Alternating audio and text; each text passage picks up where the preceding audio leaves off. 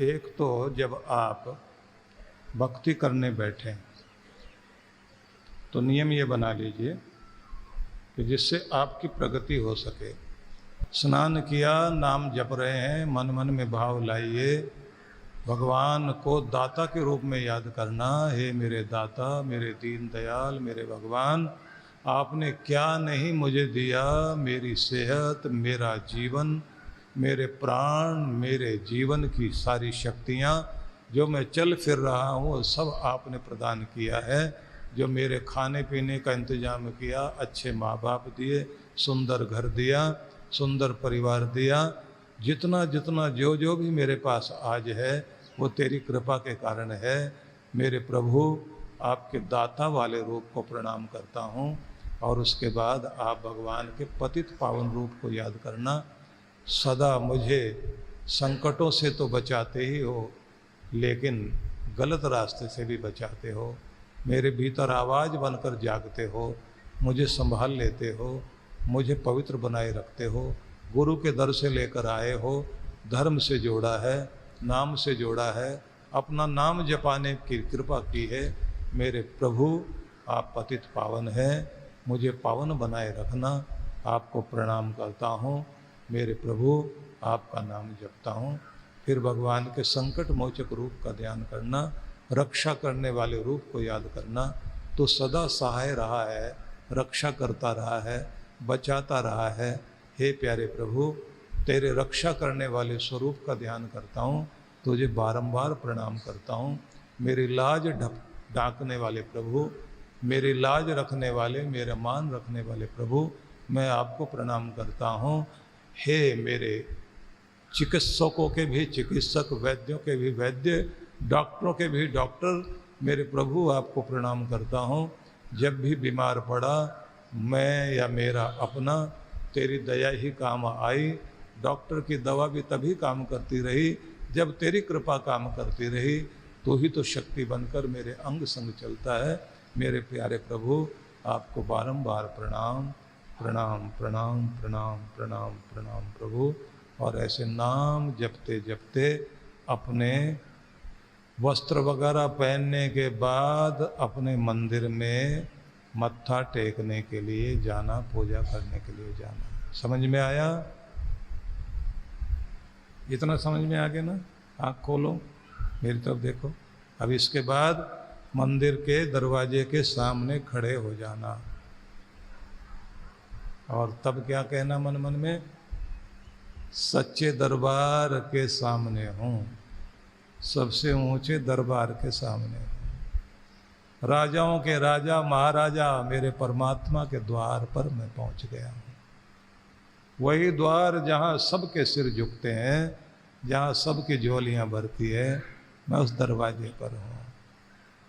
और फिर भगवान को प्रणाम करना बाहर खड़े होकर, और फिर पूछना, आऊं क्या? इजाज़त है प्रभु? मेरे लिए जगह है ना? तेरी गोद में बैठने की इच्छा है, तेरी कृपा पाने की इच्छा है। सबको निहाल करने वाले, माला माल करने वाले दाता, मैं तेरे दर पर पहुंचा हूँ। और फिर घुटनों के बल बैठ के प्रणाम करो। समझ में आ रहा है ना? सबको याद रहेगा? घुटनों के बल बैठ के प्रणाम करोगे और उसके बाद आप गणपति भगवान को, सभी देवी देवताओं को प्रणाम कर लेना और इष्ट देव के सामने जाके बैठ जाना। और फिर 3 बार ओंकार का उच्चारण करना, माथे को शांत करना, आंखें कोमलता से बंद करना, चेहरे पर प्रसन्नता का भाव लाना और कहना, तेरी कृपा से मेरी ज़िंदगी में खुशियाँ हैं, मुस्कान है। तेरे दर पर आ गया हूँ तो मुस्कान को प्राप्त कर रहा हूँ, तो मुस्कराना। प्रसन्नता को प्राप्त कर रहा हूँ, प्रसन्न होना। खुशियाँ मेरे रोम रोम में समा रही हैं, तो फिर खुश होना। मेरे हृदय में तेरी दी हुई खुशी स्थिर हो रही है, फिर अपने हृदय में खुशी को महसूस करना। मैं खुश हूँ प्रभु, खुशियाँ ही बांटना चाहता हूँ। मैं भी खुश रहूँ, मेरे अपने भी खुश रहें। खुशियाँ देने वाले भगवान आपको प्रणाम। इसके बाद आपने भगवान के सुख स्वरूप को ध्यान में लाना। भगवान का क्या क्या रूप है वो वाला नहीं याद करना, कान में कुंडल पहना है, नाक में ये पहना है, गले में ये पहना है, बांसुरी हाथ में ले रखी, ये नहीं। ध्यान वाला क्या याद करता है? ध्यान वाला ये याद नहीं करता। ये तो पहले जब आंखें खोल के भगवान के दर्शन कर रहे होते हैं तब ये रूप ध्यान में लाना होता है। फिर वो अंदर देखना होता है। इतना देखने के बाद फिर रूप बदल जाना है, उसमें से ज्योति निकलते हुए देखनी है। भगवान को नूर के रूप में, रोशनी के रूप में देखना है। और यहाँ पहुँचते फिर स्थिति बदल जाएगी। अब क्या बदलेगा? अब भगवान का असली रूप आनंद रूप, सुख स्वरूप, शांति स्वरूप, करुणा स्वरूप, करुणा में दुख हरता, सुख करता, मंगल मूर्ति, आनंद दाता, ये सब रूप याद करना है। और फिर अंदर महसूस करो आनंदित हो रहा हूँ, सुखी हो रहा हूँ, शांति धारण कर रहा हूँ, प्रेम रूप है तू, तेरे प्रेम को धारण कर रहा हूँ। ऐसे ध्यान करना है। इसके बाद अफर्मेशन का प्रयोग, मैं खुशहाल हूँ, प्रसन्न हूँ, निरोग हूँ, मुझ पर कृपा हो रही है, भाग्यवान हूँ, गुरु का वफादार, गुरु का सेवक, मैं गुरुमुख हूँ, मेरे ऊपर मेहर हो रही है, मेरा और आरोग्य बढ़ रहा है, मेरा सौभाग्य बढ़ रहा है, मेरी समृद्धि बढ़ रही है, मैं और समृद्धि से युक्त हो रहा हूँ और खुशियों को प्राप्त करता जा रहा हूँ। मैं अपने भगवान का धन्यवाद करता हूँ। अब इतना करते करते फिर आपको ध्यान में जाना है, फिर मंत्र का प्रयोग करना है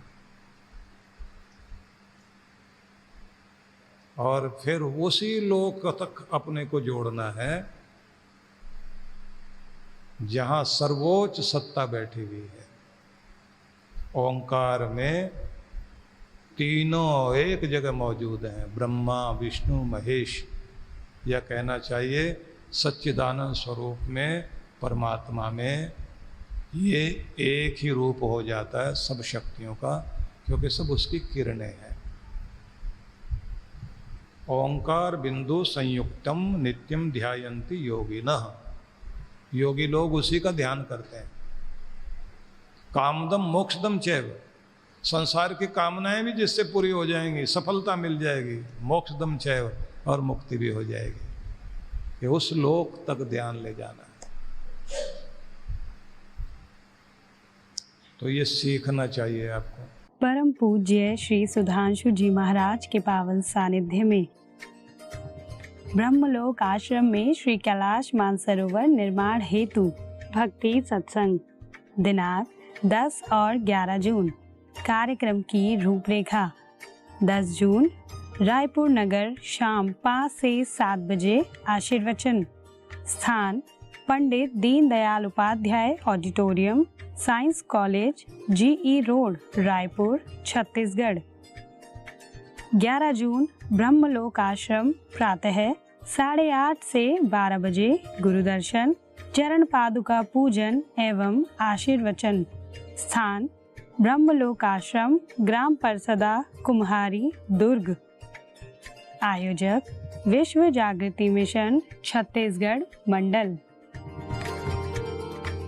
परम पूज्य श्री सुधांशु जी महाराज के पावन सानिध्य में गुरु पूर्णिमा महोत्सव।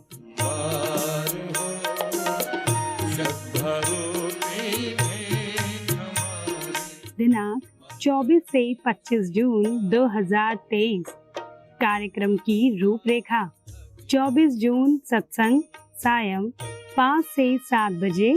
25 जून चरण पादुका पूजन, गुरु दर्शन एवं आशीर्वचन प्रातः 9 से 12 बजे। सत्संग स्थल शिवधाम आश्रम पंचकुला। आयोजक विश्व जागृति मिशन पंचकुला, चंडीगढ़ मोहाली मंडल। संपर्क सूत्र। आप सभी इस कार्यक्रम में सादर आमंत्रित हैं।